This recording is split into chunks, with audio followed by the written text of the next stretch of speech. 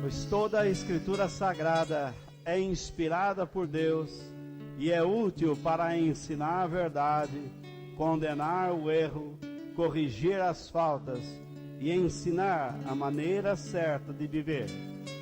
Isso para que o servo de Deus esteja completamente preparado e pronto para fazer todo tipo de boas ações.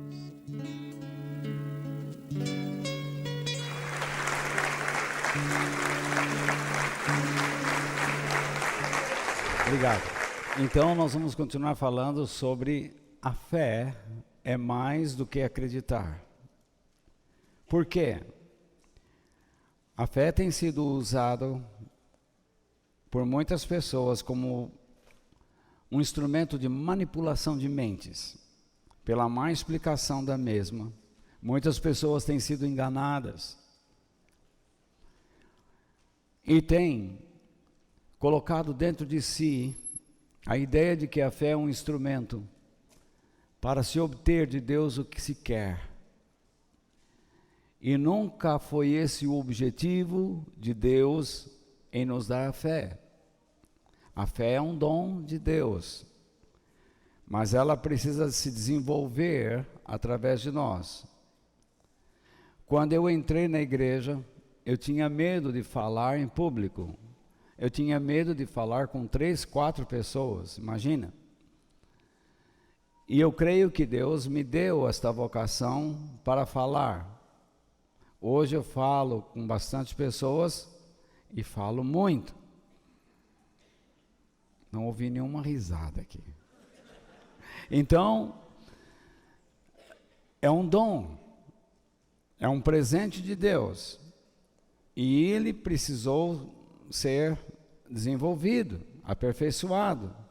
Então é necessário que haja a minha cooperação, submissão e muita atenção sobre como Deus quer modelar este dom na minha vida.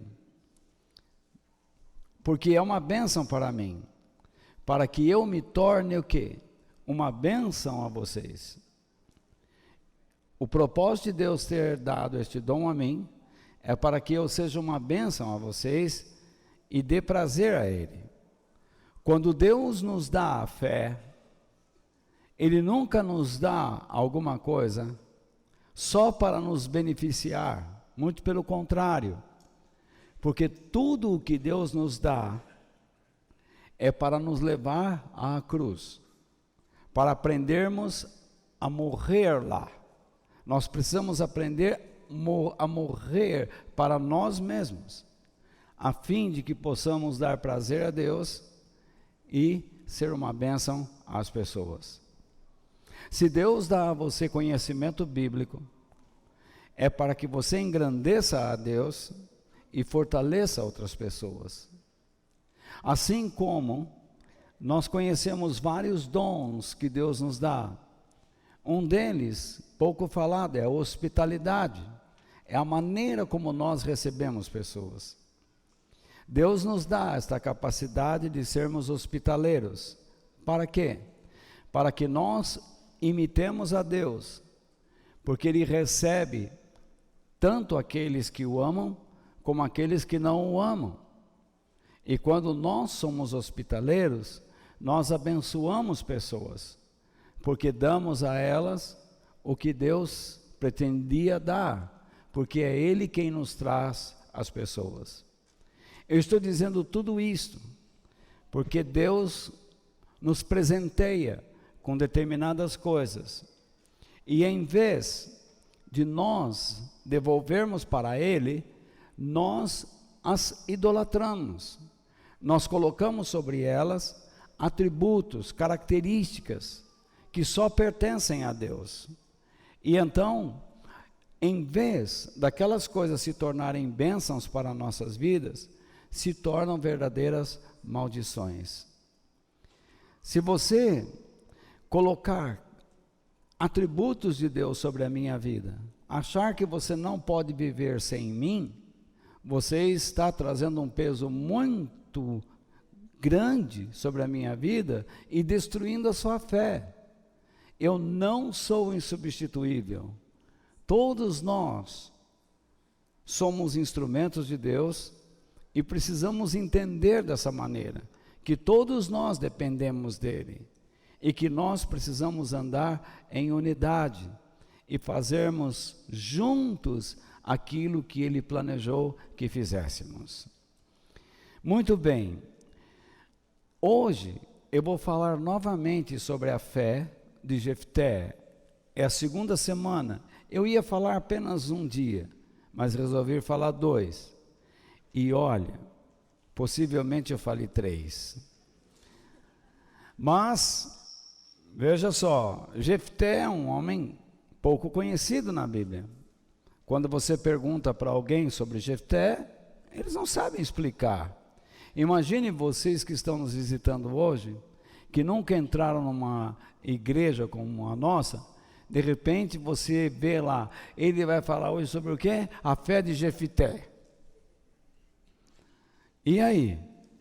Você deve estar pensando assim, o que eu vim fazer aqui? Mas calma, fique tranquilo. Se você não gostar de mim, você pode se levantar ou pode até dormir, só não ronque. Então, vamos lá. Na semana passada, eu estava compartilhando com vocês sobre como Jefté foi rejeitado pelos seus irmãos. Por quê?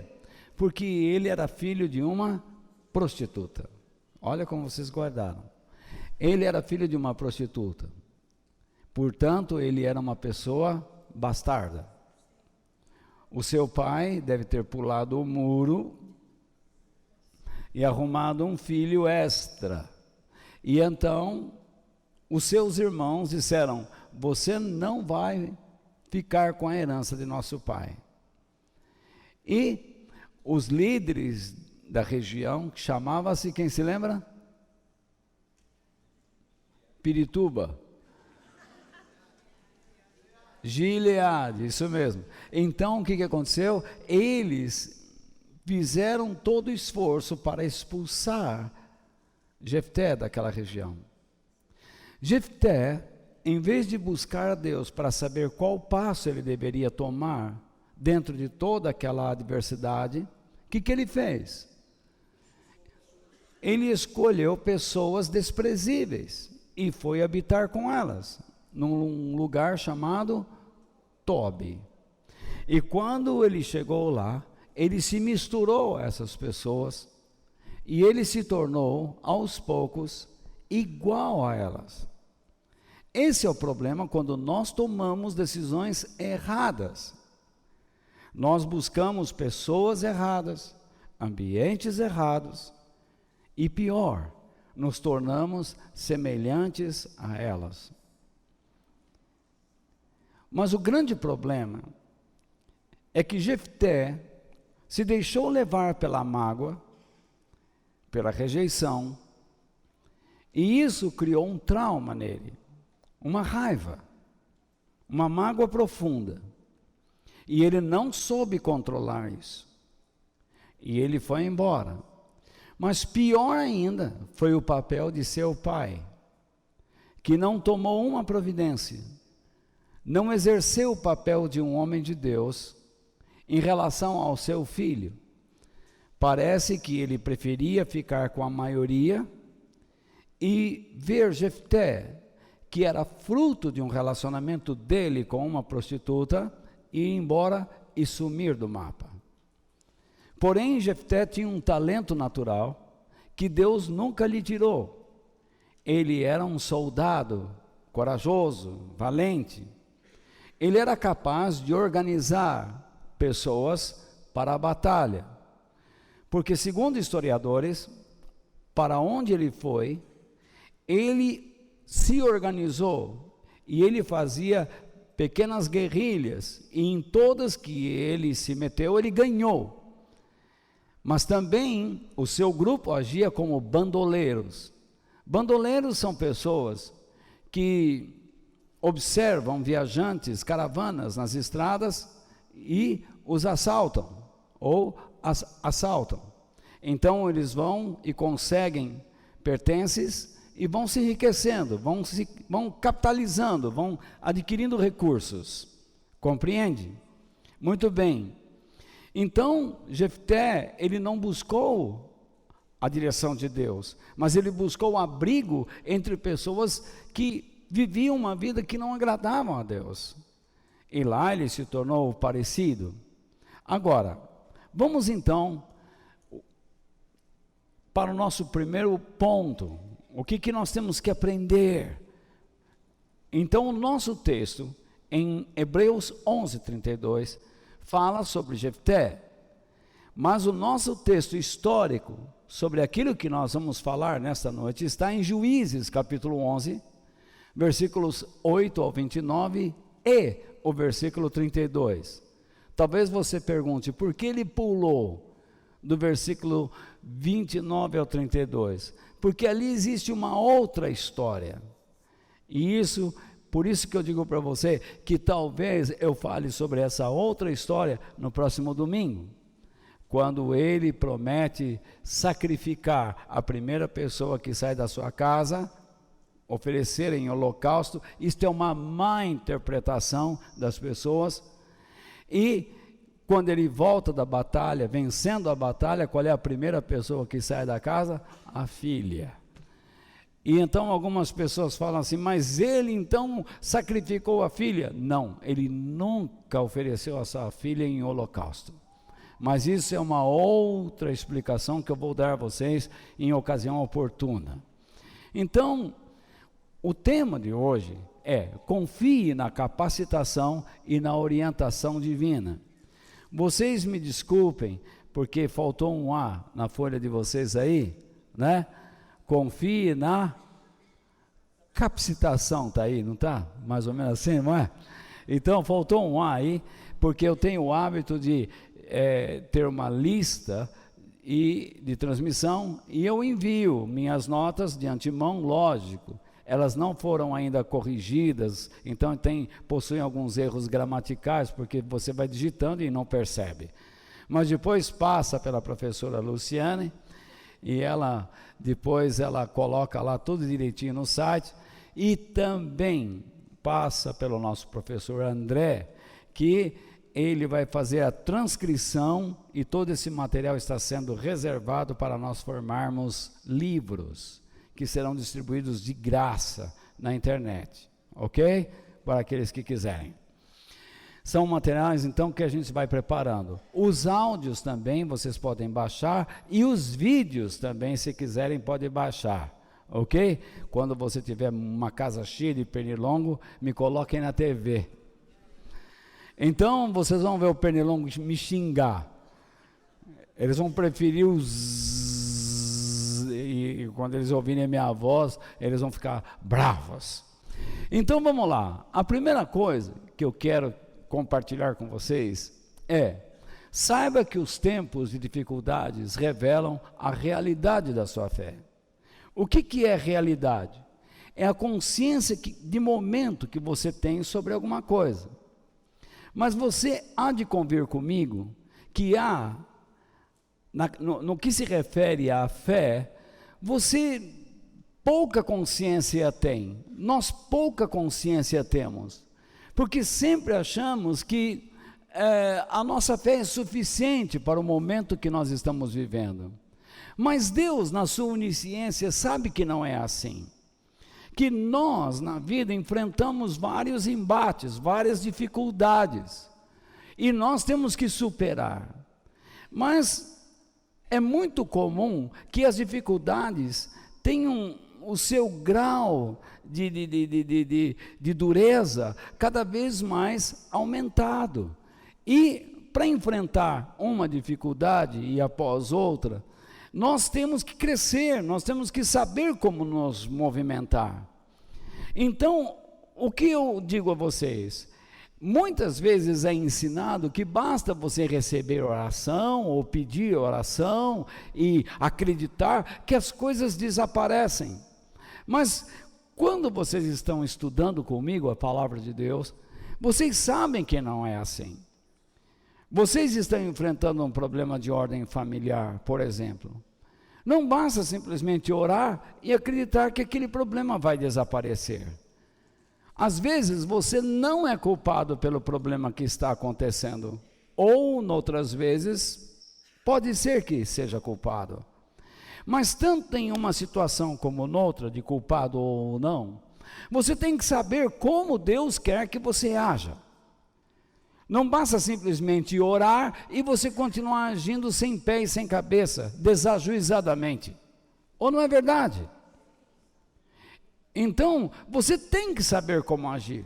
Se você não souber como agir, você não expressa a grandeza do Deus que você diz que tem. Então, veja lá. Enquanto tudo estava caminhando bem lá em Gileade, que é o lugar onde estava o Jefté, o objetivo da nossa meditação, esse homem de fé, tudo estava bem, tudo tranquilo. Mas bastou alguma agitação, bastou um povo guerreiro. Lembra que eu expliquei a vocês sobre os amonitas, não é? Era um povo guerreiro e eles queriam eliminar Israel. Mas eu fico pensando ao longo da história, quem não quer eliminar Israel? Existiram muitos povos. Na modernidade nós temos muitos exemplos. Nós tivemos Hitler, nós temos o Irã, nós tivemos o Iraque. Todos esses povos, se possível fosse, eles eliminariam Israel do mapa. Eles expurgariam Israel do mapa. Assim como a igreja.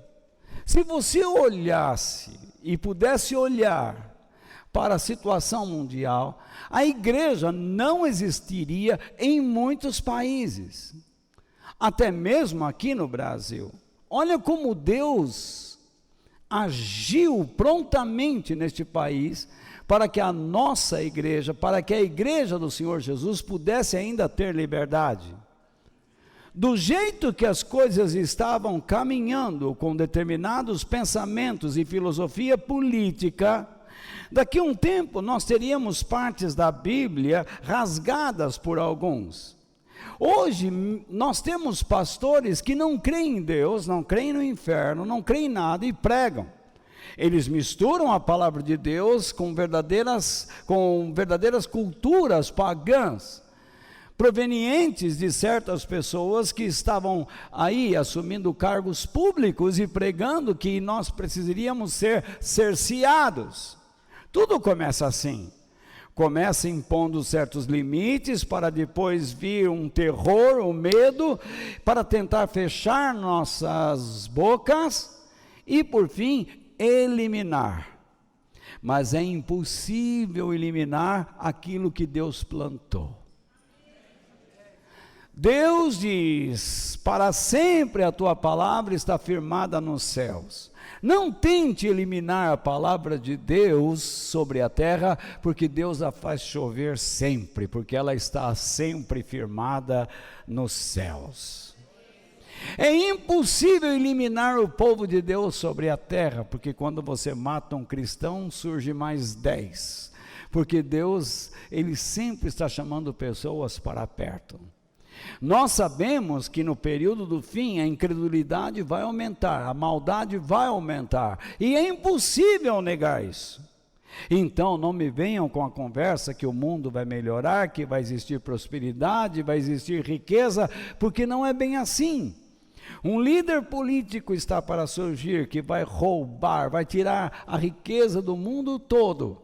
Ele vai controlar. Olha a agonia do mundo em querer promover uma só moeda, em tirar o dinheiro, as cédulas de nossas mãos e substituí-lo por créditos. Nós já temos essas máquinas de cartões de crédito. Você enfia uma tarjetinha de plástico e você saca dinheiro. Daqui a um tempo você não precisa mais disso, você pode levar esse cartão em qualquer lugar. Hoje já existe a tecnologia de implante sobre a epiderme, a pele, onde você passa e ela registra. Nós temos hoje na China a capacidade de observação por meio de câmeras e implantes também. Saber quem você é, com quem você anda. E dependendo com quem você anda, você ganha ou perde créditos. O mundo todo está sendo preparado, não é para ser protegido, mas para ser vigiado.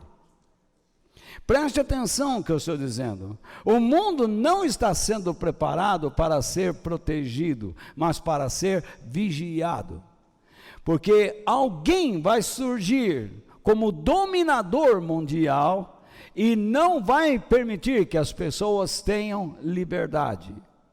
Aquilo que você mais busca como liberdade e prazer de viver, lhe será tirado por um líder governamental que surgirá de um movimento, não é populista não, de um movimento que quer se enriquecer, e ele vai dar um pouco de corda a estas pessoas, e depois irá tomar, e irá acabar com eles, e irá tomar todo o poder para si mesmo.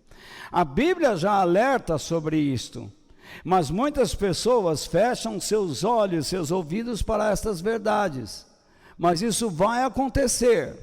Então, você que tem mais dinheiro, que foi agraciado por Deus economicamente, você tem que ser prudente e saber o que fazer com o seu dinheiro.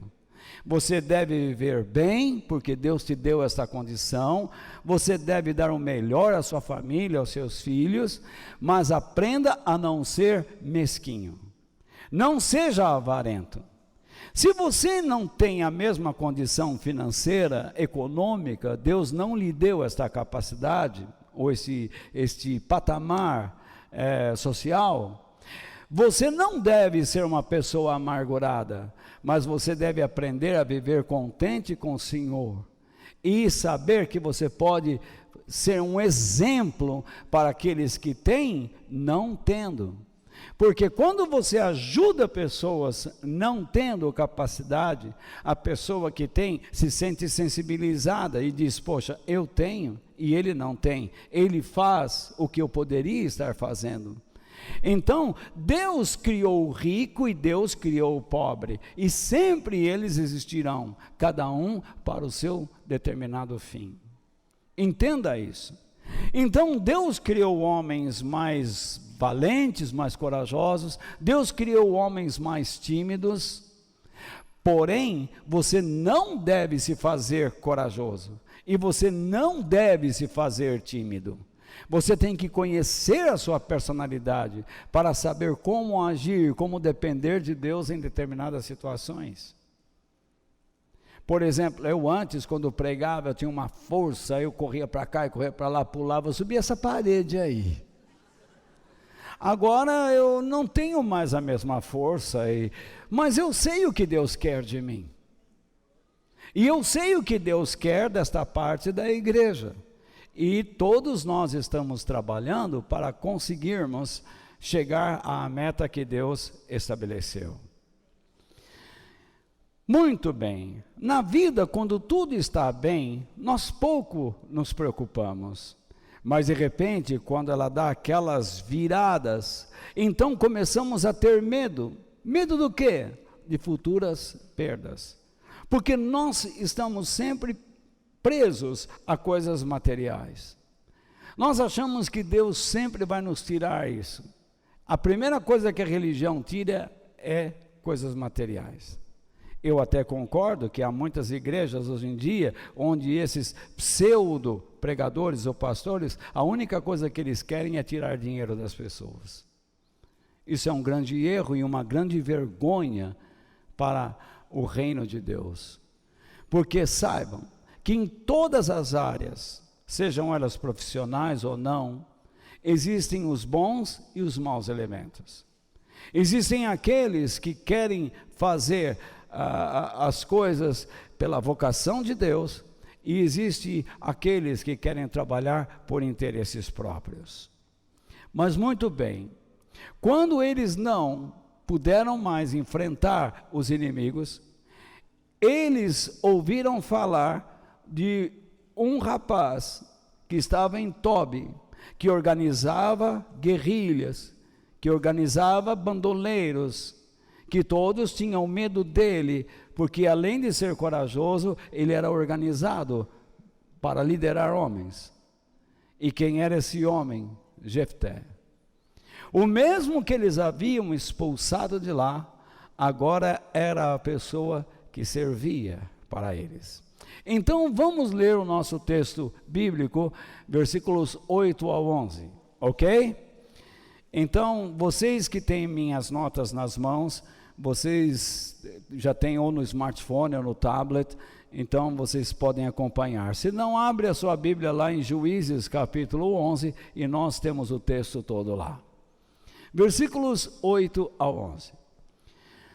Nós viemos falar com você, por quê? Porque queremos que comande todo o povo de Gileade na luta contra os amonitas. Responderam eles. Jefté disse: se me levarem de volta para casa, a fim de lutar contra os amonitas, esse povo eu já expliquei a vocês quem eles eram na semana passada. Eles eram descendentes de Abraão, num escorregão de Ló com uma das filhas. Lembra, com Ben-Ami? Ele tomou um porre de vinho após se ficar livre da mulher. E aí, a mulher virou estátua de sal. Devia ser uma chata. Ele falou, oba! Aí ele tomou um porre.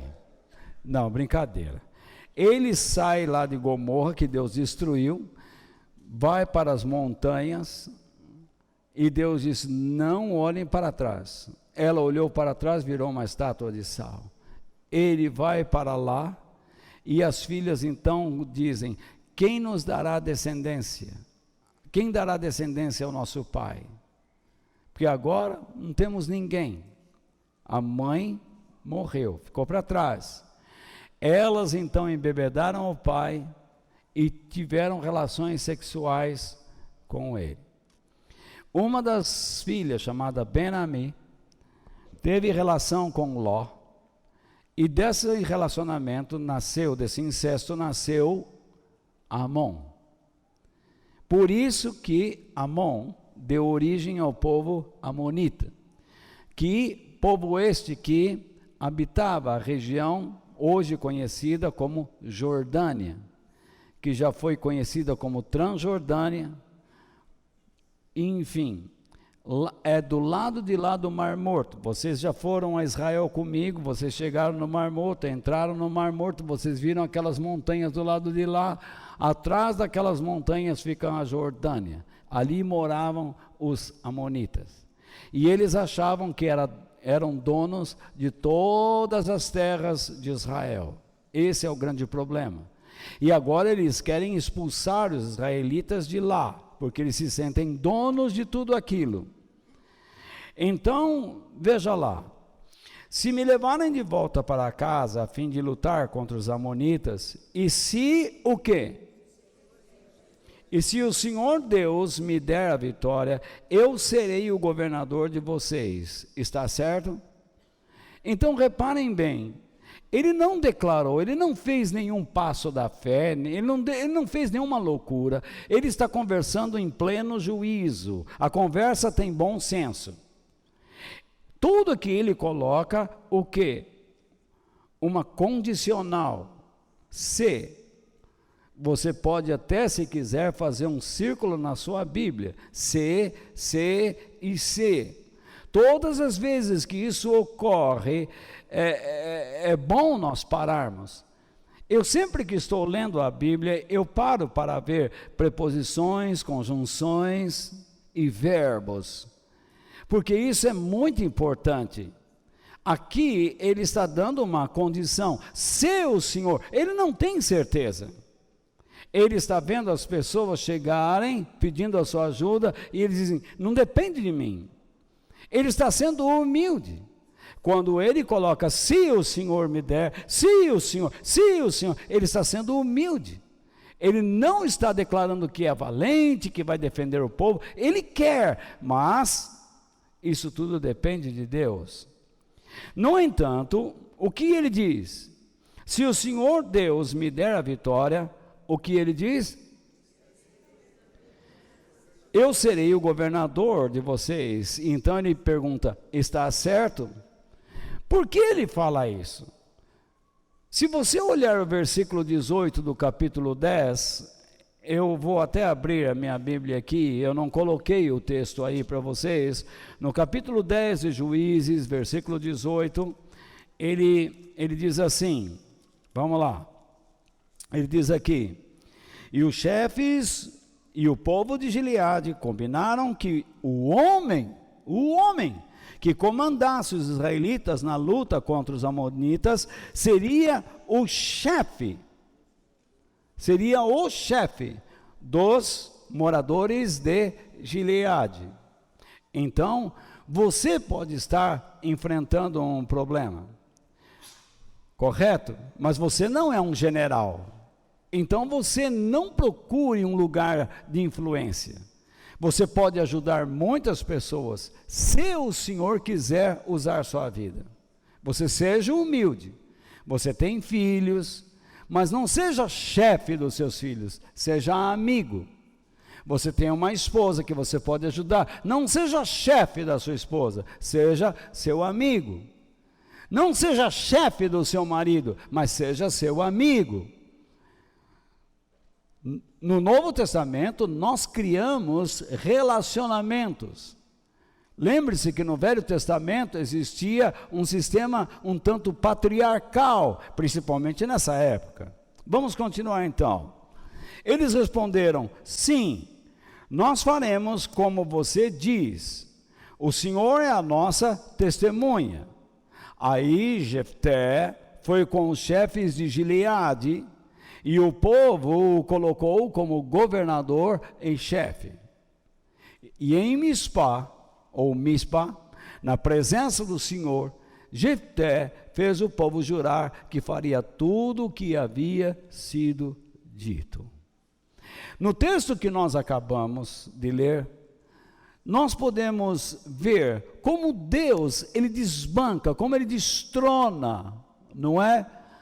O caráter daquele filho dele que tem crença, mas não é nada. Ele pensa que é alguma coisa, quando na verdade não é. Nesse texto nós vemos Deus chamando dois tipos de pessoas para perto dele. O primeiro é aquele que crê em Deus, mas o conhece muito pouco, porque não se relaciona com ele intimamente, e não conhece a história de Deus, porque não se aplica a conhecer a palavra de Deus, as Escrituras. E nós temos esse tipo de pessoa dentro da igreja, pessoas que acreditam em Deus, mas que conhecem Deus muito pouco. Tudo que eles sabem é porque eles ouvem oralmente.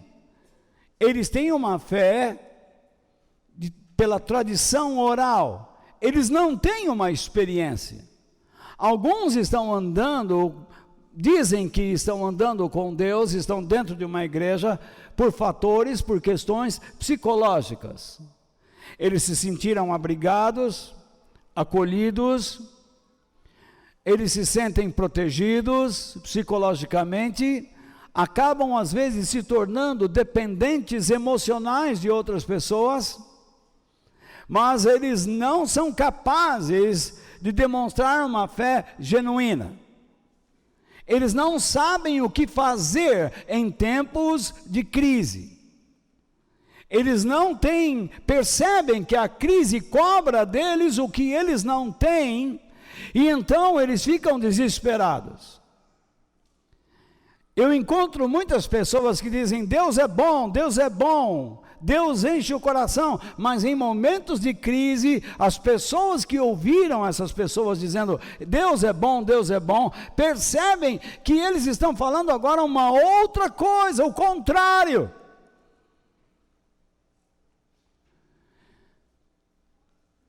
Eles começam a dizer, por que Deus? Por que fez isso? Não é justo. Ou vocês nunca passaram por esse tipo de experiência? Já viram pessoas fazendo isso? Falando assim? Vocês estão comigo? Seus filhos mesmo. Vocês chegam em casa e dizem, olha, Deus me deu um novo emprego, que maravilha, vou ganhar mais. Todo mundo, oba. Mas daqui uns dias você volta e entra em casa e diz, eu não aguento esse lugar, as pessoas lá são chatas, as pessoas não prestam. Tudo que você diz que foi uma bênção, agora é uma maldição. Todo lugar que Deus nos coloca, existem os prós e os contras. E são essas forças, são esses paradoxos que vão fazer com que nós cresçamos. Essa igreja não é bonitinha. Todo mundo que está aqui não é santinho. Então, todo mundo com cara de anjo aí.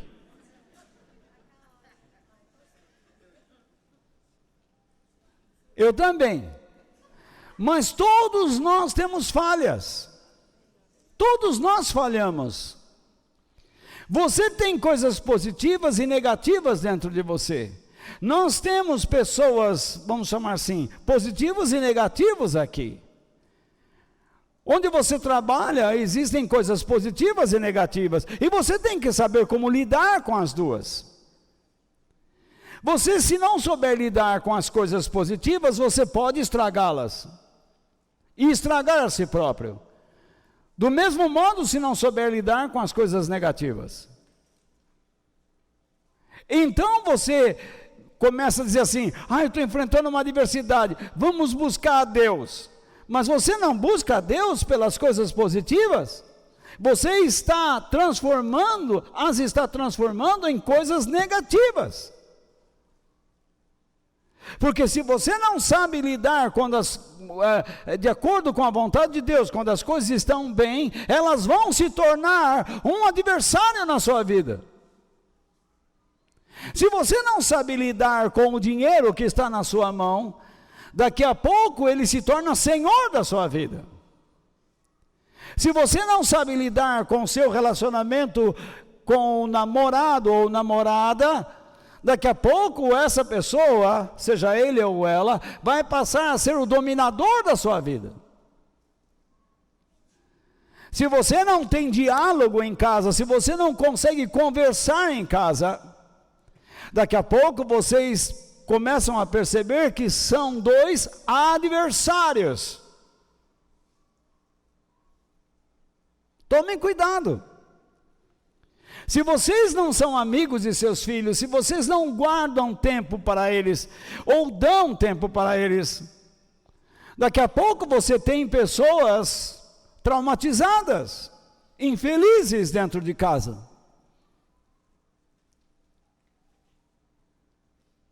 Então o Evangelho é muito atual. Esse texto foi escrito mais ou menos no ano 1160, 1170 antes de Cristo.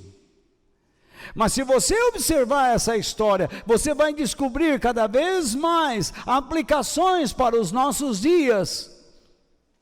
Ele é um texto contemporâneo no seu ensinamento, porque nos ensina a sermos filhos de Deus, a termos preocupações com determinadas áreas de nossas vidas que geralmente não temos. Você diz que crê, mas se você não aprender a Bíblia, a sua fé vai esvaziar. Se você não tem uma noção de quem é Deus, como você pode dizer que crê nele? O máximo onde você chega, a limitação da sua fé, é uma crença que você acredita que Deus existe, mas você não pode dizer que anda com Ele, porque você não o conhece. Você pode saber que o Walter existe,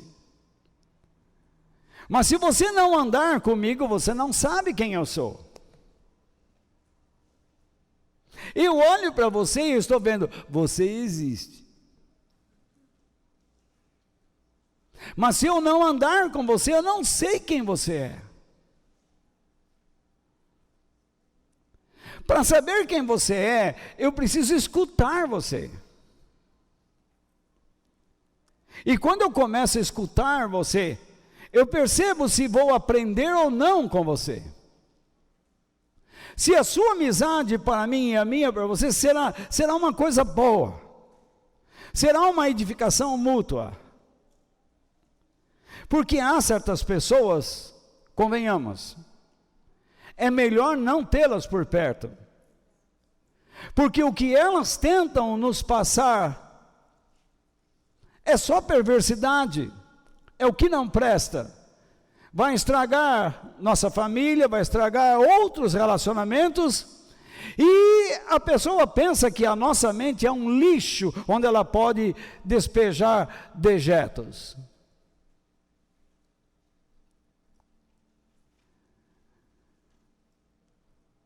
A segunda classe de pessoa que Deus está chamando é o tipo de Jefté, sendo que a primeira é como os líderes de Gileade. Creem em Deus, mas não andam com Ele.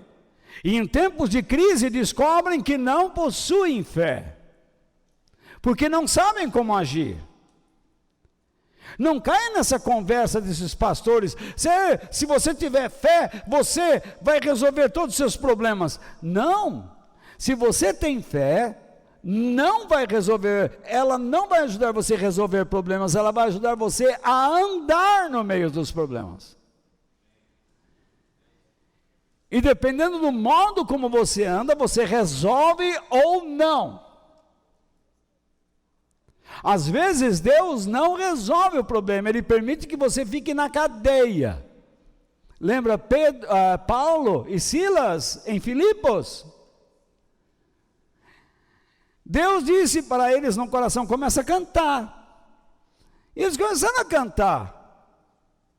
Só depois disso é que o problema parece que resolveu. Mas Paulo não teve o problema resolvido, porque ele foi perseguido até o fim da vida.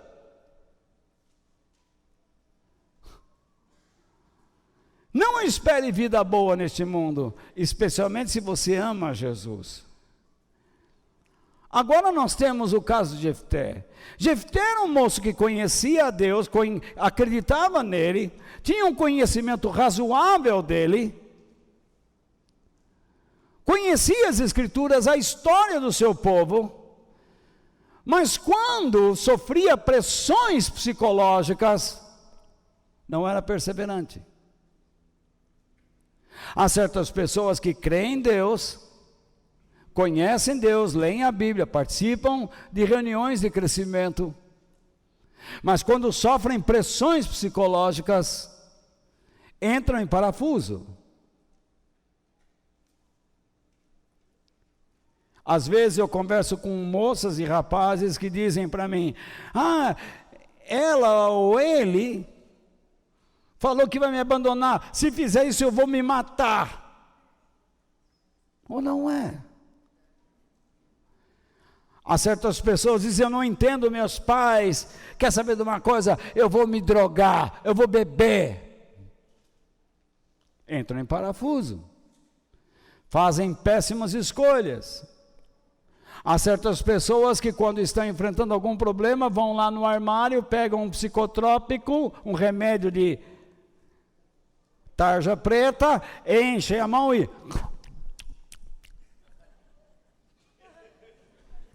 aí fica dando trabalho para todo mundo.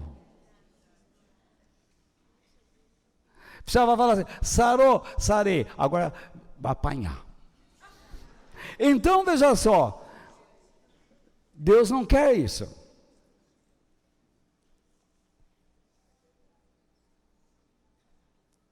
Jefté representa esse tipo de pessoa. Psicologicamente é um fraco. Ele é valente para enfrentar inimigos. Eu conheço pessoas assim. E você também conhece. Talvez nós as tenhamos aqui. Com certeza as temos. Você é capaz de segurar uma boca de fogão, mas não é capaz de segurar seus anseios. Você despenca quando se sente ameaçado, quando você está em situação de perda.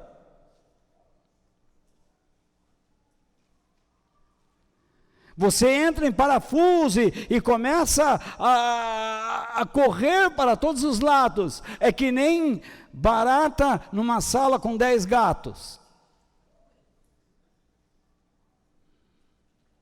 Não sabe para que lado vai. E geralmente acaba escolhendo o lado errado. Esse texto nos ensina isso. Deus quer ajudar você. Ele está chamando pessoas para perto dele. Se você é um tipo de cristão que crê, mas não tem conhecimento, Deus diz, você tem tendências ao fanatismo. E o modo como você lida com as pessoas é brutal. Você é condenador. Ninguém consegue conversar com você porque você rebaixa as pessoas. Nós conhecemos pessoas assim. Se você for discutir teologicamente com ele, biblicamente com ele, doutrinariamente com ele, ele não conhece a palavra de Deus, mas ele tem o quê? Uma tradição oral. Ele recebeu a palavra da verdade, a mensagem de Deus, e ele se satisfez com aquilo que lhe falaram. Não importa se alguém conta um conto e aumenta um ponto, ele vai aceitando aquilo, porque é mais cômodo. Se você deixa de estudar, a sua mente fica sem trabalho. E uma mente que não trabalha é uma mente proposta a aceitar o quê? Enganos. Tem gente que diz assim, eu não guardo, não adianta eu me esforçar porque eu não consigo. Consegue sim. Eu tenho 65 anos, leio, estudo. Quero que vocês saibam, eu podia me comunicar, pelo menos me comunicar, em 4 idiomas. Inglês, espanhol, francês e alemão. E estudei tudo isso sozinho, porque eu viajava muito e eu dizia, eu preciso pelo menos me comunicar com essas pessoas, basicamente. E não existia internet, não existia nada. Eu tinha que pegar textos e um dicionário, ir trabalhando, decorando, repetindo, e consegui. Eu chegava nos aeroportos e podia pelo menos me comunicar. Eu disse, não posso ser um pregador se não tiver cultura. Li uma enciclopédia do começo ao fim. Eu detestava livros. Você queria me ver um camarada cheio de ódio, de raiva, me desse um livro de presente. Algumas pessoas em aniversários, acho que queriam me tentar. Me deram até uma assinatura, como é que chamava aquele negócio que tinha aqui na Irmã do Mar, que é o Clube do Livro? Círculo do Livro. Me deram uma assinatura. Todo mês chegava um livro em casa. Eu não lia um. Eu olhava para a capa e colocava na estante assim, e gostava de ficar assim, olhando quando a pessoa chegava, como se eu tivesse lido. Resultado, eu não sabia conversar com ninguém. Jornal também não queria nem saber. Até que eu conheci Dona Mary Johnson, Dona Ide, mencionada pelo irmão, Dona Louise Earl. Principalmente Dona Mary Johnson, que me trancava na sala, falava assim, Deus te chamou para o ministério? Chamou. Então agora você vai sentar aí, leia. Daqui 2 horas volto e você me faça um resumo do que leu. E estou levando a chave.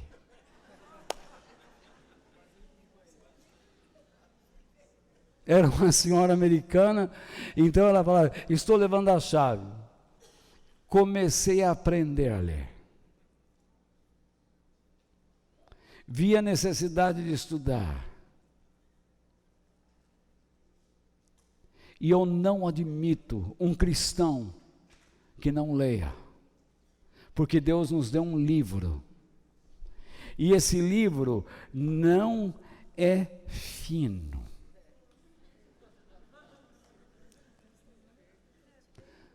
Por mais que nós o leiamos ao longo dos anos, teremos dificuldades para guardar tudo que ele diz. Por isso a nossa leitura dele deve ser constante, diária.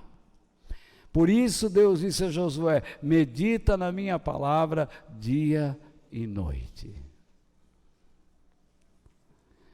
A pessoa fanática não medita na Bíblia. Ela impõe por brutalidade suas ideias, suas deduções, porque ela se sente o quê? Ameaçada.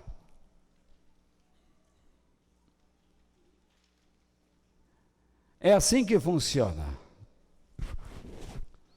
Já a pessoa que crê, mas psicologicamente é abalada ou abalável, ela pouco pensa no caminho duro que existe à sua frente. E ela deixa de perseverar. Mesmo conhecendo a Deus, ela não acha justo o que está lhe acontecendo. Você, neste instante, pode estar passando por uma situação difícil. E você diz, o que é que eu faço? Eu estou em parafuso. Você está na segunda condição. Deus está chamando você para perto e dizendo, vamos pensar. Eu lhe dei cérebro para quê? Eu lhe dei a capacidade de raciocinar. Eu lhe dei a lógica para quê? Algumas pessoas pensam que a fé não usa a lógica, ela a usa o tempo todo. Jesus nunca perguntou às pessoas, você está sentindo? Mas ele perguntava, você entendeu? Você compreendeu? Eu os convido a usar a lógica. Você não consegue entender Deus simplesmente por dizer, vou entendê-lo. Você precisa ter de Deus uma autorização para chegar até Ele. Você não chega a Deus o momento que quer. A sua vinda hoje aqui foi proposital, porém divinamente proposital. Você não está aqui porque escolheu este dia para estar. Você está aqui porque Deus determinou na eternidade que no dia tal de fevereiro, esqueci o dia, 10 de fevereiro, você estaria lá. Para ouvir o que precisa ouvir. Porque eu quero corrigir algumas coisas na sua vida. Eu quero aparar algumas arestas. Você está tendo problemas com o seu filho, com a sua família, com seus amigos, no seu trabalho, porque você não está sabendo agir. Você sabe que alguns países mudaram a sua cultura, porque as pessoas que chegaram lá não souberam como agir. Se você olha o povo de Deus, ele sempre se abraçou, o povo de Deus sempre festejou, o povo de Deus sempre amou a Deus. Por que eu tenho que ser tão rígido?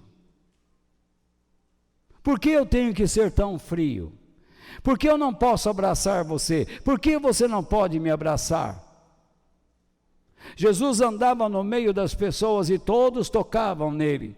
Hoje nós estamos criando uma cultura dentro da igreja, que o pastor aparece por uma porta ali, ele prega e desaparece pela mesma porta. É o David Copperfield Gospel.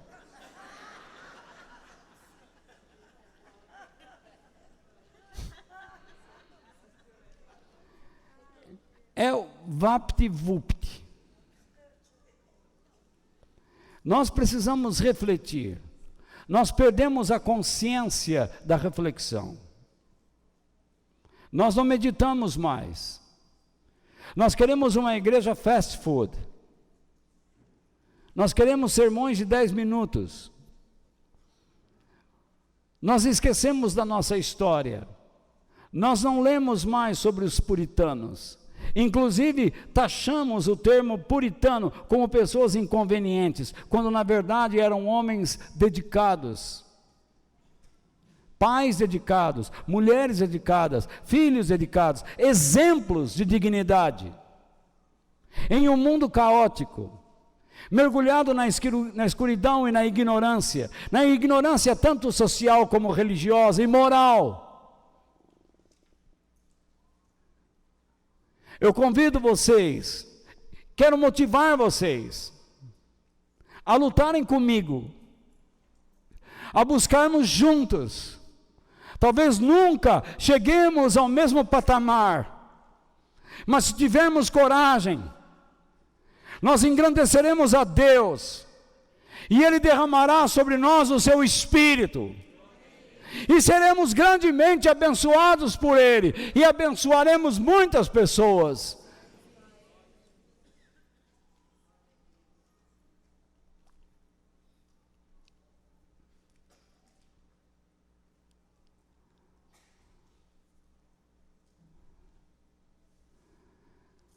Não pense que o caminho que você tem pela frente é caminho fácil.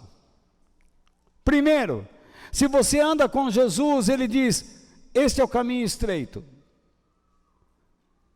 E na nova tradução da linguagem de hoje está escrito caminho difícil, pois Ele é. O caminho fácil, você acrescenta todos os tipos de deuses, todos os tipos de crenças, você vai fazendo uma mistura. Mas quando você anda com Cristo, você anda só com Ele.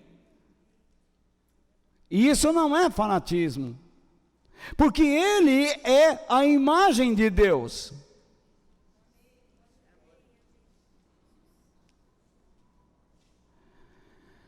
Muito bem, irmãos, temos aprendido que a fé é mais do que acreditar. Então ela exige obediência, humildade, que aceitemos o trabalho de aperfeiçoamento divino em nossas vidas, a fim de que nós tenhamos um forte desejo para realizarmos a vontade do Pai. Alguns aqui conhecerão melhor a Bíblia do que outros, mas é importante que todos conheçam dentro da medida de fé que Deus estabeleceu a cada um. Em segundo lugar, tá chato ou não? Mentira. Em segundo lugar, a fé bíblica, antes de ser agressiva, o leva a explicar sobre Deus e tudo que Ele tem feito na sua vida. Lembre-se, você está dentro de uma situação. Esta situação vai mostrar a realidade da sua fé. Eu sempre digo a vocês, eu perdi a força do meu corpo. Perdi mais de 50 quilos em menos de 4 meses. Não foi fácil para mim. mas parece que ganhei 300 na minha alma.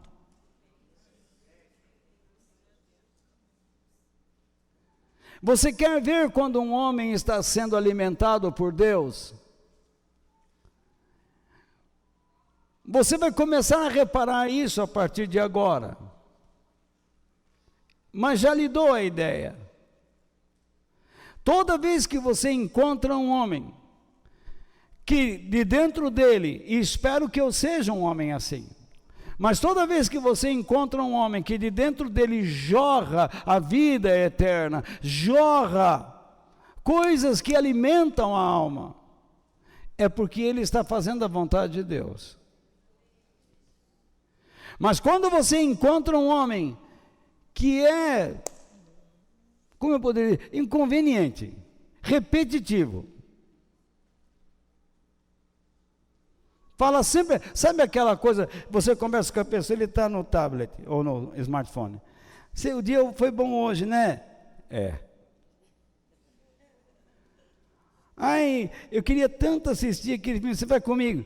Vou. Ai, o nosso filho está crescendo tanto, não está? Tá. É uma conversa fabulosa. E no outro dia é igual.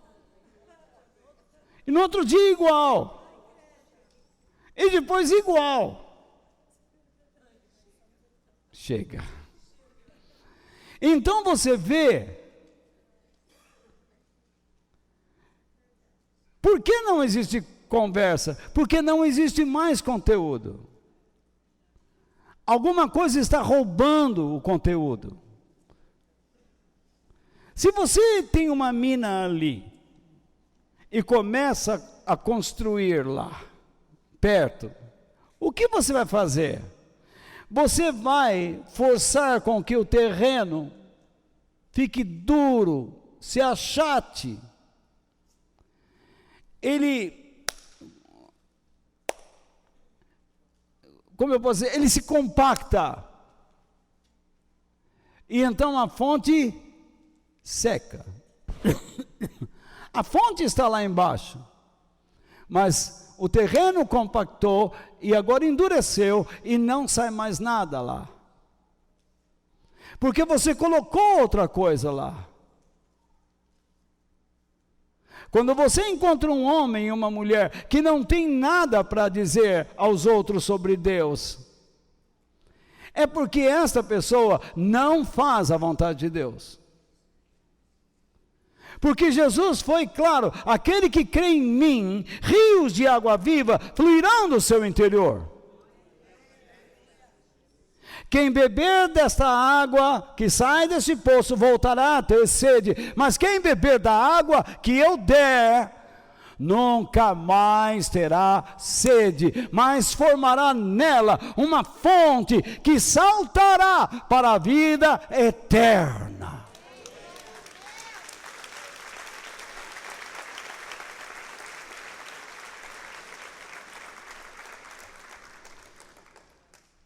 Eu não posso julgar você, mas segundo a palavra de Deus é assim que está escrito.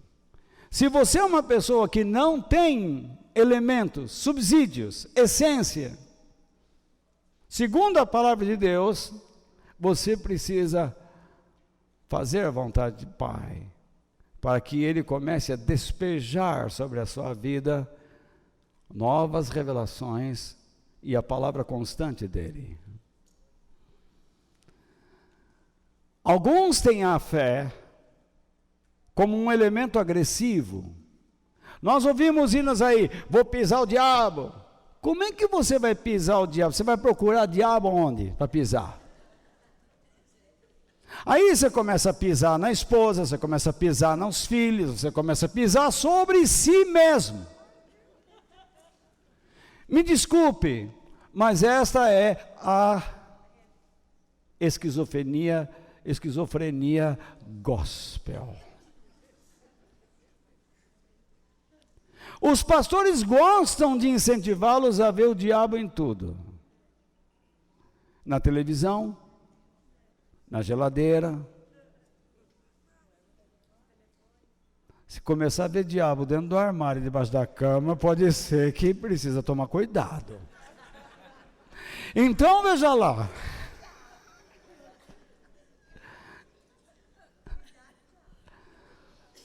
Pobre diabo de quem está vendo isso. Então, veja bem, nós gostamos de colocar a culpa no diabo. E chegamos ao ponto de ensinar algo, com todo respeito, que nós temos a competência de amarrar o diabo.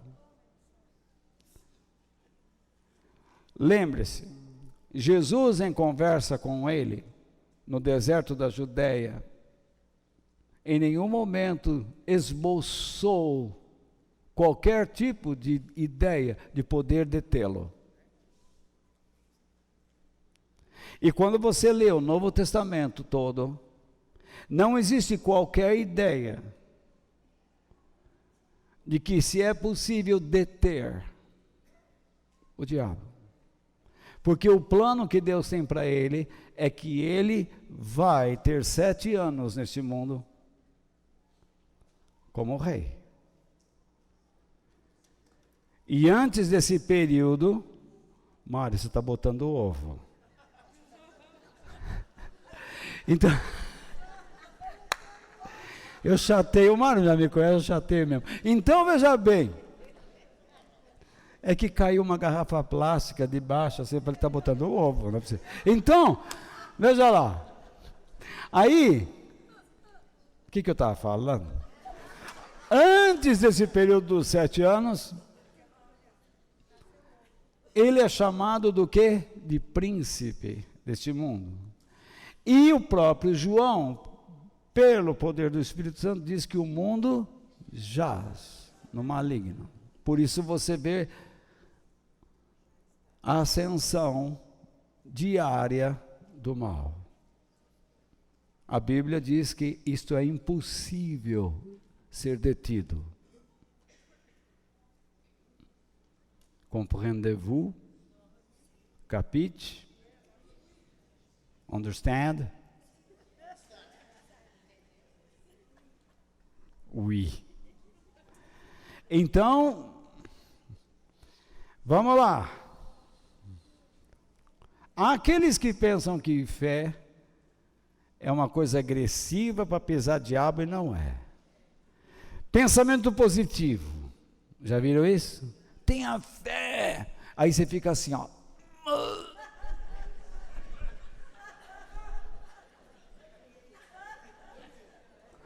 Você sai dali com uma hemorroida.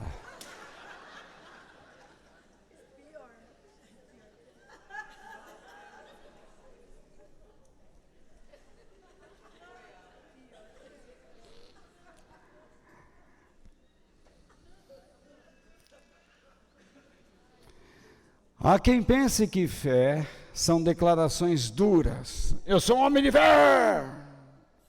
Comigo não mexa comigo não. Já viu isso? Mas a fé sempre nos leva a um caminho de amor, humildade, sensatez, paciência e educação. A palavra de Deus diz que nós devemos ser educados. E vocês têm aí nos textos várias referências de apoio que vocês podem ler depois, se quiserem estudar. Muitos, por não observarem essas verdades,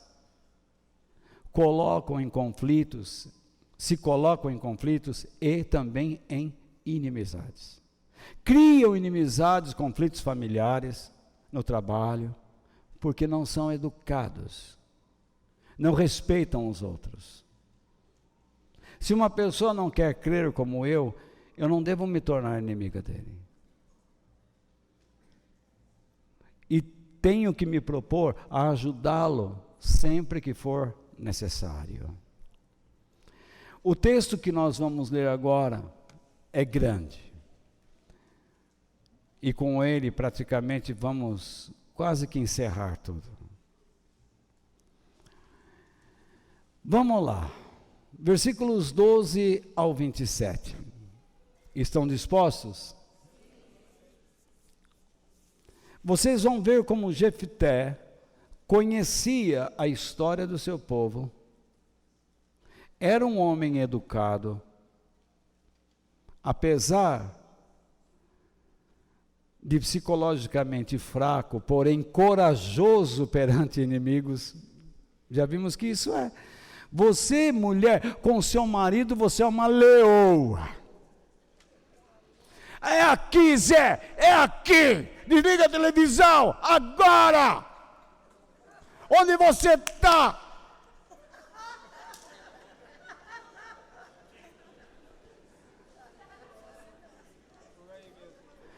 Nós, maridos, somos leões no barbeiro, no campo de futebol, no trânsito. Mas quando chegamos em casa, a mulher fala: como é que é? O que eu ouvi? Nada, nada.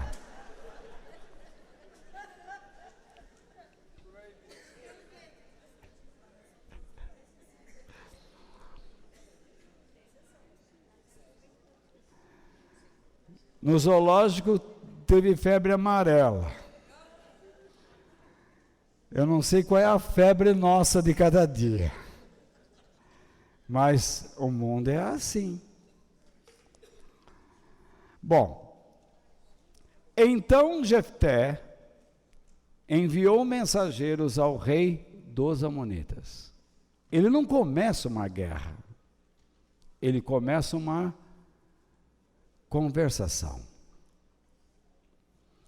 Os mensageiros disseram: o que é que vocês têm contra mim? Por que invadiram o meu país? O rei dos Amonitas respondeu: quando os israelitas saíram do Egito, tomaram a minha terra, desde o rio Amon até os rios Jaboque e Jordão. Agora, sem luta, vocês devem devolver a minha terra. Então, vocês estão vendo. Ele está dizendo que a terra é deles. Se tiver diante de um homem que não tem noção nenhuma, conhecimento, educação nenhuma, ele vai dizer assim: a terra é de vocês?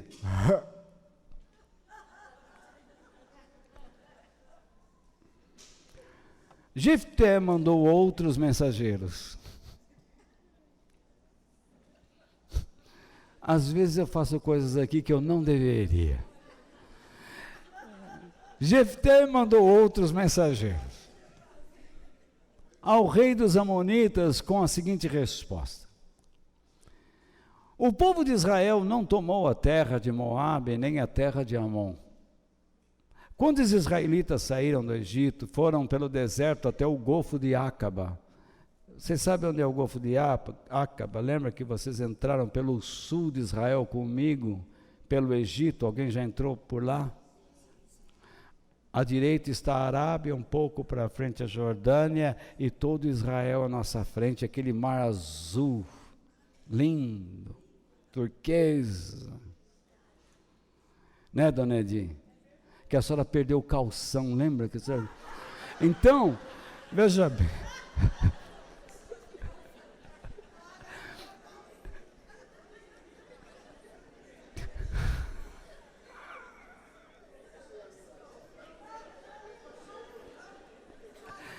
Eu nem digo que eu perdi.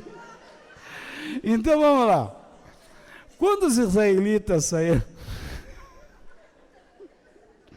Quando os israelitas saíram do Egito, foram pelo deserto até o Golfo de Acaba, e daí até Cádiz.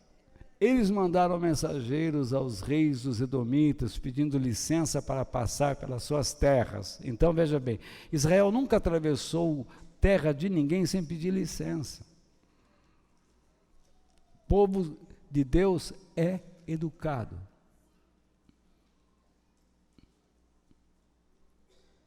Imagine eu entrando na sua casa, chegando lá: ô Jorge, obrigado, você está tudo bem? Deixa eu tirar o sapato, eu vou tirar a calça também.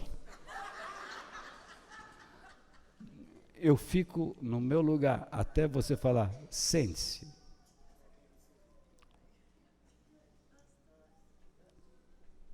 tem cabimento. Tem gente que não tem educação e não quer ter. Mas ele não deixou. Tá bom. Então os israelitas pediram a mesma coisa ao rei de Moabe. Porém ele também não deixou. Se não quer, a gente não passa. Deus que é Deus, respeitando.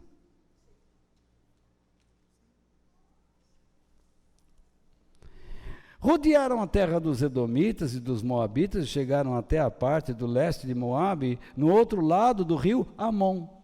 Você vê hoje os palestinos dizendo, o Israel não pode estar aqui, esse lugar é nosso. Quem não pode estar lá são eles. Essa imprensa que nós temos aí, nunca fala das bombas que Israel leva. Só fala quando revida. Olha, Israel tirou uma bomba. É lógico. Você já viu a imprensa falar dos cristãos que estão morrendo no Paquistão, na Índia? Claro que não. Você só vê falar, não, porque coitado dos islâmicos, coitado por quê? Todos têm sua margem de pena e também de culpa, mas publique honestamente as coisas. Já cansaram, né, irmãos? Você é a primeira vez que está aqui? Meus pêsames, minha filha. Então, veja lá.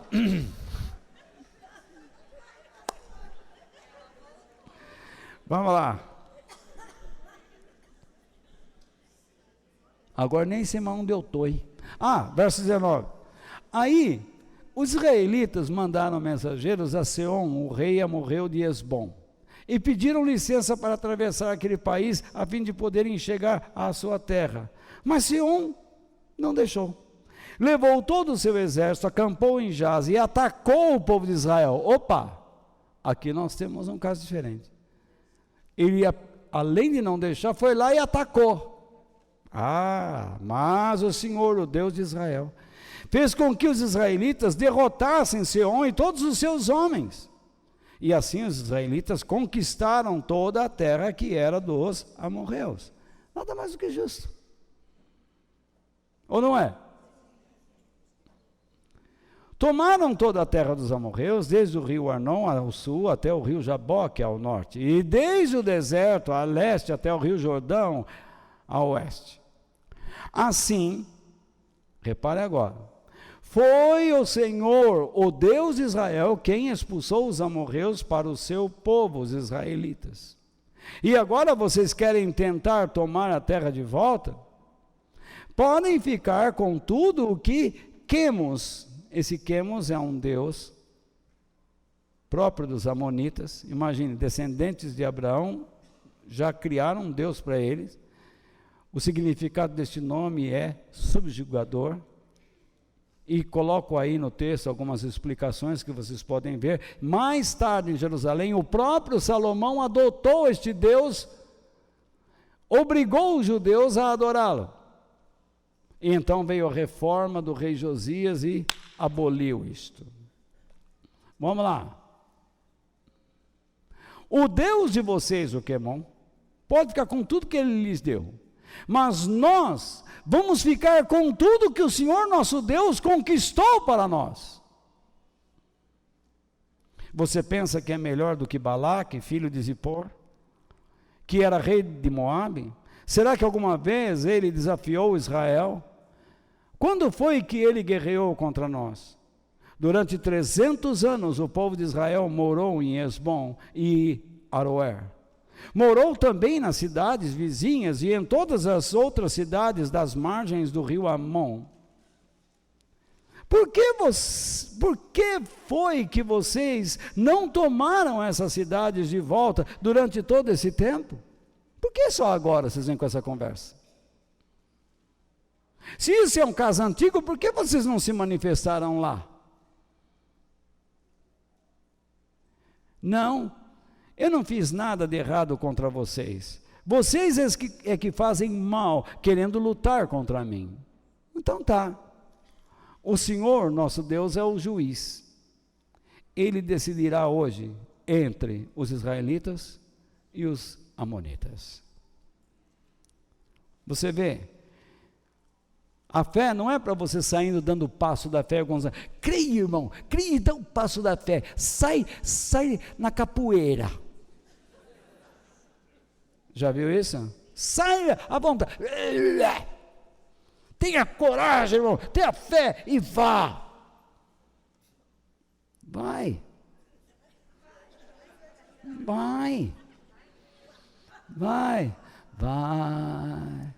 Vai mesmo. Vai. Muitos erroneamente ficam zangados com Deus, porque pensam que Deus está tirando o que lhes é de direito. Por que você acha que algumas pessoas não querem vir à igreja? Porque dizem assim, o que eu vou aprender lá? Olha o que você está ouvindo hoje aqui. Você precisa ser melhor pai, melhor marido, melhor esposa, melhor filho, melhor aluno. Olha quantas coisas eu toquei.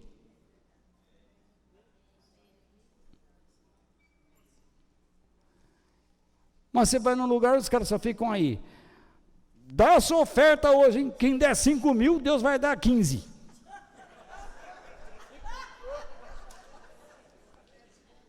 Você olha para a cara dele, você já vê logo.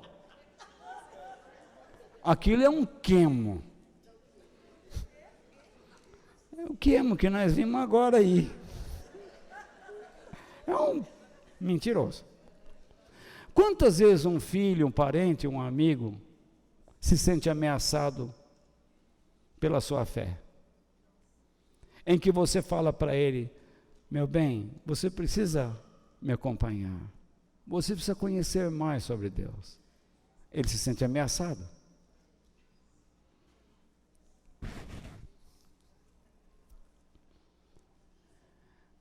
Eles se sentem ameaçados porque começam a pensar, eu vou ter que deixar certas pessoas, certos ambientes. Mas você já parou para pensar que certas pessoas não são boas para você? Ambientes não são legais para você. Eles não compreendem o que Jefté disse, mas nós vamos ficar com tudo que o Senhor nosso Deus conquistou para nós. Irmãos, nós só somos o que somos porque Deus nos conquistou e nos deu coisas que jamais nós teríamos. Ele nos fez o tipo de pessoa que jamais seríamos. Mas você decide se quer jogar tudo isso na lata do lixo.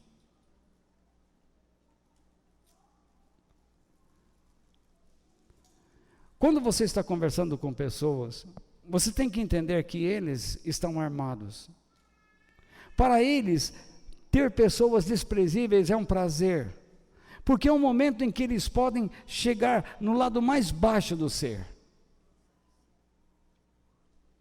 É onde eles podem demonstrar o que eles realmente gostariam de ser, por não conhecerem uma vida elevada, uma vida mais digna. Você vai num salão de beleza, você escuta aquelas mulheres falando bobagens. É aquilo que elas gostariam de ser. Sou livre. É uma louca. Então, né, você vai num salão de barbeiro, eles falam bobagens. Num campo de futebol, entre rodas de amigos, no bar, falando coisas contra a própria família. Mas não é uma brincadeira, é uma coisa séria. E quando Deus começa a trabalhar nessas vidas, Ele diz, você vai sair desses ambientes. E Ele começa a dizer, eu vou perder meu prazer. Poxa, se você não tem prazer na sua esposa, no seu marido, nos seus filhos, em Deus, em quem você terá prazer? O salmista disse, Senhor, quem eu tenho no céu? E na terra, em quem eu tenho mais prazer? Se você não pode olhar para suas filhas, eu olhei para o pastor e vi as duas filhas lindas que ele tem, eu falei, meu Deus, você tem um prazer muito grande. A Mariana chegou do Canadá para o aniversário da mãe, ela olha para a filha e se abraça, a irmã se abraça, o pai se abraça, que prazer! Você olha para o seu filho e você não tem prazer de beijar. Eu olho para minha netinha pequenininha e eu fico toda hora, eu estou vendo. Ela deve falar, meu avô deve ser louco. Por que ele tem que mudar a voz quando fala comigo? Eu estou vendo. Você olha para o seu animal e diz assim, que bonitinho. O cachorro olha assim e fala assim, que idiota. Então, você vê, você tem prazer. Agora, você tem prazer nas coisas que estão. Agora, por que você está perdendo o prazer na sua família? Por que você perde o prazer da igreja? Para buscar coisas que não prestam. Você tem que ter calma ao lutar, ao falar com essas pessoas. Não tente ser duro com eles. Tente ser duro primeiramente com você. Para se manter calmo, sincero, honesto, amoroso, delicado, educado. Eu, por exemplo, tenho vontade de tirar o revólver e começar a matar.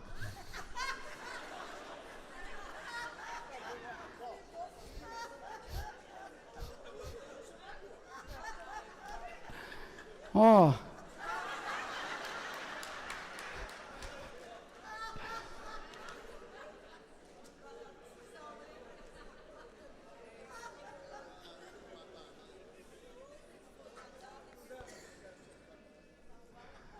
Bom, lembre-se que no Velho Testamento eles lutavam por terras, mas nós não lutamos por terras.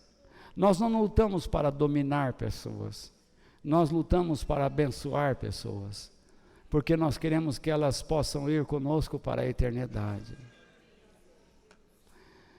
Por fim, digam graças a Deus. Obrigado. Então, aí,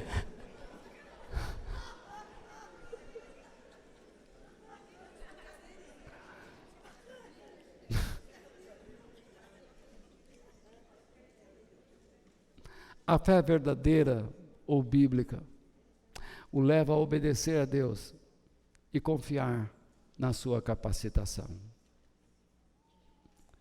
Os versículos 28, 29 e o 32. Mas o rei dos Amonitas não quis ouvir a mensagem que Jefté havia mandado. Agora repare. Então, o Espírito do Senhor dominou Jefté, ou seja, aquele que sempre é, o Senhor, esse é o nome de Deus, Yahvé, eu sou o que sou, aquele que sempre é. Veio sobre Jefté para lhe capacitar e guiar, é isso que quer dizer no hebraico. E ele atravessou Gileade e Manassés e voltou para Mispa, em Gileade.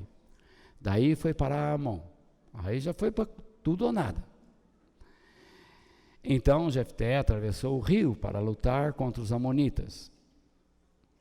E o Senhor, aquele que sempre é, lhe deu a vitória. Isto é, Deus entregou os seus inimigos nas suas mãos.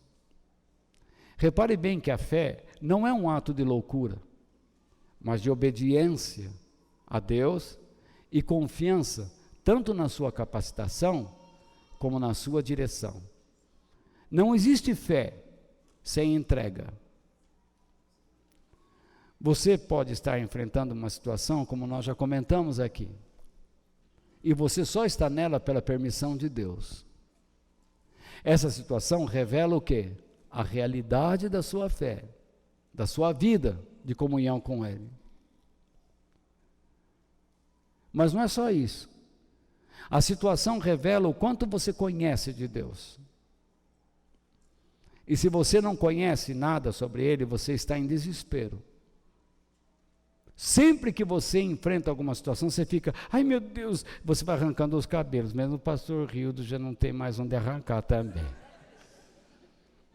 O Sérgio também, não tem mais, deixa eu ver, tem uns irmãos aqui que estão psicologicamente acabados. Então, eu ainda tenho um pouco, minha neta me chama de cotonete, porque eu fiquei fininho e ponteira branca. Deixa ela. Então, se você psicologicamente se abala por não conhecer a Deus, é porque você não conhece os seus planos e os propósitos dele para a sua vida. Porque se você entender que Deus quer usar você, não importa onde Ele o coloca, você sempre estará debaixo das suas poderosas mãos. Quando eu ingressei no ministério, eu não sabia que eu estava ingressando no meio de uma matilha de lobos. Não é? Eu pensei que eu ia entrar no meio de anjos. Nossa, eu falei, ai, eu vou entrar, eu me vi assim vestido com aquela roupa de Moisés, sabe? Um cajado, sonhei muitas vezes assim. Eu, Walter, sem barba, de óculos, com a roupa de Moisés, imagine. 1500 anos atrás, eu segurando um cajado com a roupa de Moisés no deserto, um chinelo, atravessando o mar vermelho, de óculos e relógio.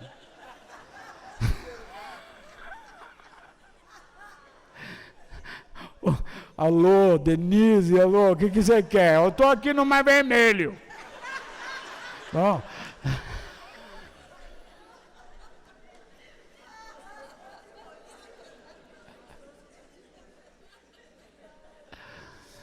Então, vai no vídeo. Deixa eu ver, no vídeo, já! Então.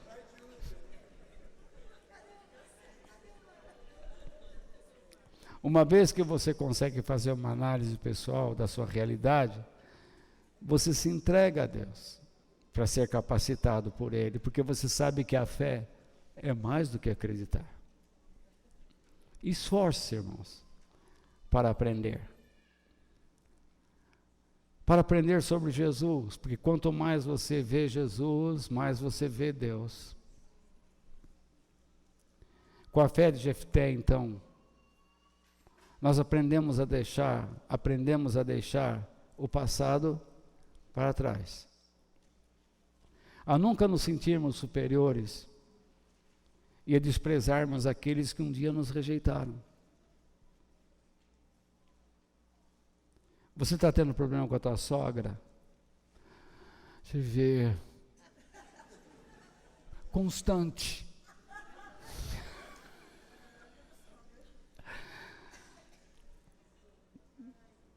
Hein, dona Elvira, só está criando problema com o seu gerro aí? Hein, Luiz? Mas tudo bem. Tenha misericórdia, Luiz. Isso. Aí, o que você tem que fazer?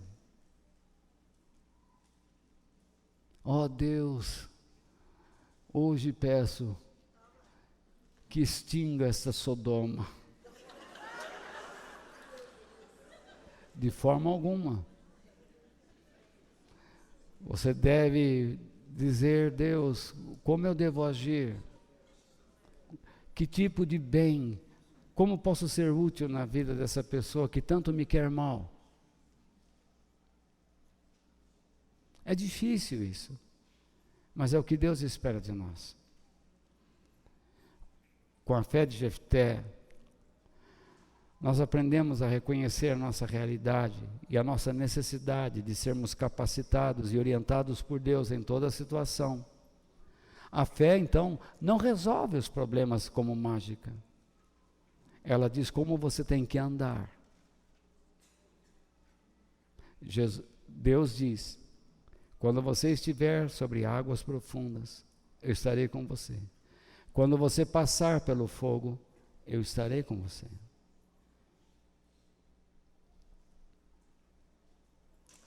A fé de Jefté nos leva a entender que precisamos conhecer mais as Escrituras e a história do nosso povo. A vida de Jefté nos leva a entender que nós não podemos ficar confiando em nós mesmos, mas confiando na capacidade que Deus nos dá. E se estamos andando com Ele, cooperando com Ele, e nos submetendo a Ele, saberemos que todas as coisas estão em suas mãos. E se estão em suas mãos, e como estamos cooperando com Ele, estão em nossas mãos também. Você tem que decidir o que você vai fazer da sua vida agora. Você vai correr? Você vai parar de correr? Você vai parar de fugir? De lamentar onde está? Ou você vai fazer alguma coisa? Mas não é o que você quer. Você tem que buscar o que Deus quer que você faça. Walter, eu ainda não sei, então não faça. Faça o trivial, o que você lê na Bíblia. O que você tem na Bíblia escrito: ame o teu próximo, ame o teu inimigo, dê água para ele, dê pão para ele, ore por ele, conversa com ele, tenha paciência, faça tudo isso. Mas aguarde como Deus vai querer o seu movimento naquele tabuleiro. A estratégia de movimentos é de Deus. E você, enquanto você vai fazendo a vontade de Deus, que você lê na Bíblia, você pode ter certeza que aquilo que você não sabe, vai saber. Porque Ele vai dar a você, enquanto você se preocupa em fazer o que sabe. As coisas reveladas são para nós e nossos filhos. Aquilo que está oculto pertence a Ele. Isso não quer dizer que Deus nunca vai revelar nada. Aquilo que você sabe, você tem que fazer. O que você não sabe, você tem que esperar. Porque os que esperam no Senhor renovarão as suas forças. Meu irmão, esta é uma das minhas esperanças neste mundo. Ter prazer em Deus e preservar a vida que Ele me deu, para que eu possa dizer, como disse Jefté, nós vamos ficar com tudo que o Senhor, nosso Deus, conquistou para nós. Eu não vou jogar na lata do lixo. Eu já estou velho demais para fazer isso. Eu não tenho mais tempo para errar. Eu quero ser uma bênção na vida de vocês, nas mãos de Deus. Eu quero ser um instrumento que Deus possa usar para orientar vocês. Você pode dizer, não gosto da igreja. É uma decisão sua. Você pode rejeitar. Mas saiba que um dia Deus vai fazer você pedir ajuda a ela. Porque Deus nunca desiste de quem Ele escolheu. Mas você pode desistir dele. Espero que nesta noite Deus tenha usado a minha vida, neste longo discurso, para alimentar sua alma. Que Deus nos abençoe. Amém.